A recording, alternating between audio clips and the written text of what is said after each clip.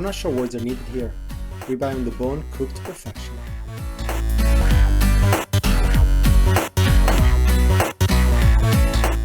Today's a great day because it's steak day. But it's not any steak day. It's the king of steak. So this is a bone-in ribeye, which is by far the best piece of meat you can put on the barbecue. It has an amazing marbling. It's got the bone to add a lot of flavor.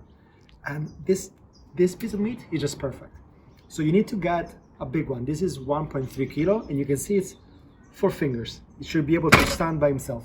We're gonna do very little to it because what we want to do is to really taste the beef.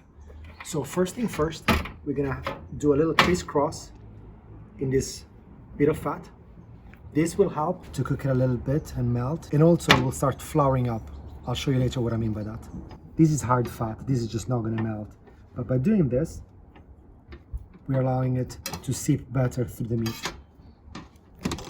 Having done that, just a little bit of olive oil, one side, the other side.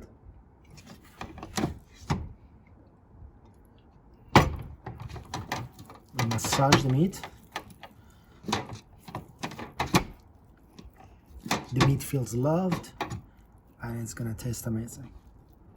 And once done, we're gonna do 2 things, salt and pepper. That's all we're gonna do. So we got some fresh pepper and we're gonna grind it coarsely. Put the pepper on one side. Put the salt on one side. I love this flaky salt. Pat down. Turn around. Same thing. Pepper on one side. Flaky salt again. Make sure you take the meat out of the fridge about an hour before you need to cook it. You want the meat to be room temperature when you put it in the barbecue. You just want to give it a good coat. It's a big piece of meat. It needs a good amount of salt. It needs a good amount of pepper. Great. And this is all we're going to do. This is going to stay here to rest for about 30 minutes and we're going to get the Weber grill going. I set up the Weber for direct heating. We're going to use a cast iron griddle. And that's really gonna make a fantastic sear in our meat. So when you use cast iron, it takes a long time to heat up. So make sure that it stays on top of the fire for a good 20 minutes before you put the meat in. This is our friend. And we're gonna put it in, give it a gentle press, and then close the lid. Because we put olive oil, it's gonna flame up if the lid stays open. So if you don't have a barbecue that has a lid, just do exactly what we did before, except don't use olive oil because that's gonna create the flame. So down it goes, good press, and we close it. So we're gonna cook it for 4 minutes in either side, then 4 minutes on the bone and 4 minutes on the fat. That's gonna create a fantastic sear. Then what we're gonna be doing is putting a meat thermometer inside and cook to 45 degrees. 45 degrees, once you take it out and rest it, will come out medium rare. Now, I know most of us like our meat rare, but when it comes to ribeye, because of the fat content it has, you really need to get to that medium rare because you want the fat to become nice and crunchy, to melt a little bit away, and to give that fantastic flavor to the meat we bought. So 4 minutes, and then we turn it. So it's been 4 minutes. This is the sear we've got. So we turn around, press it down, and close again. It's been another 4 minutes. We open up. This is the sear we got on the other side. So now we're gonna put it vertical and we're gonna put the thermometer for this side.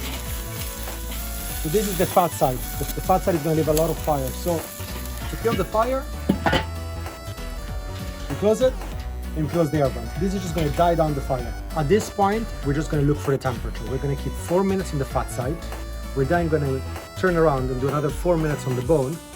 And at that time, we're gonna see what the temperature is, and then I'll show you a little trick. Okay, so we had it for 4 minutes on the fat side. Internal temperature is 25 degrees, so we're still 20 degrees away. So we're gonna open up the air vent again.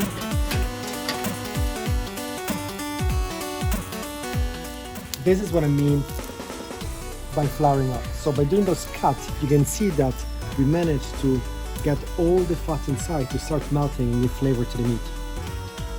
Isn't it sexy? So now we do it 4 minutes on the bone. And the bone is great because the bone really does allow for a transmission of heat throughout the whole meat. To kill the flames, we close it, and we chop the air. 4 more minutes, and then the truck comes out. So we've done another 4 minutes on the bone. If you look at the temperature, we're at 35 degrees. So what do we do now? Well, I don't want to put it in direct because I still want more searing on the outside. So we open this up. We have a look. It's looking lovely, but I want this more crunchy. I want more crunch. So what I'm gonna do is gonna take one of those vegetable rocks, give a little bit of height, and lie down again. What I'm gonna do now, because we got 10 degrees to go, is look how much time it's gonna take to get us to 5 degrees. Then I'm gonna turn around and do the other 5. Okay, we reached 40 degrees and we turn it. This is a thing of beauty. See, even Amadeo is shouting from the balcony. Crunchy, baby. I think Ame will have his first ribeye steak today. He seems excited. And we're at 45 degrees. We've done it. So,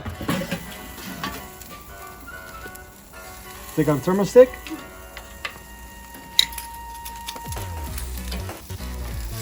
Take a nice look at the great job we've done here.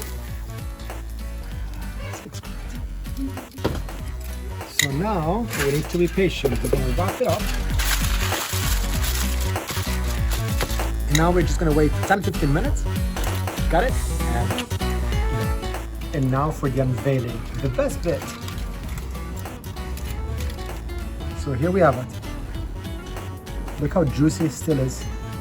It's got a great crunch. So we're going to cut through the bone, or should I say alongside the bone. This bit here, this.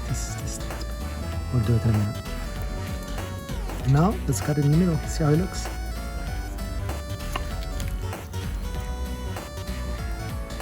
And here we have it. Nice and pink on the inside, good crunch on the outside, just like I like it. And now let's give it a quick taste.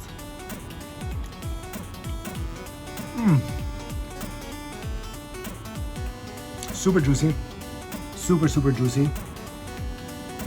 The sear is great, it's nice and crunchy. Good blend of salt and pepper. Oh my god, it is absolutely amazing. Okay, serve up please. Okay, time to serve up. Buon appetito.